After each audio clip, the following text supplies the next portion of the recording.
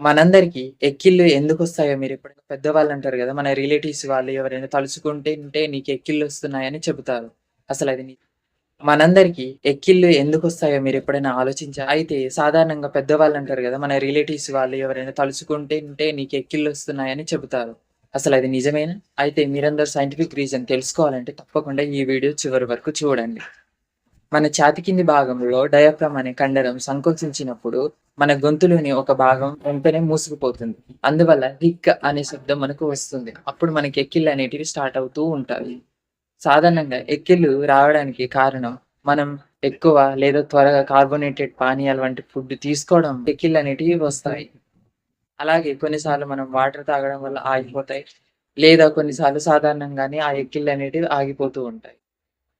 మీకు information worth అనిపిస్తే మీకిది దీని గురించి తెలిసుంటే మీరు తప్పకుండా లైక్ చేయండి, షేర్ చేయండి. మన ఛానెల్‌ని మర్చిపోకుండా గుర్తుపెట్టుకొని మరి సబ్స్క్రైబ్ చేయండి.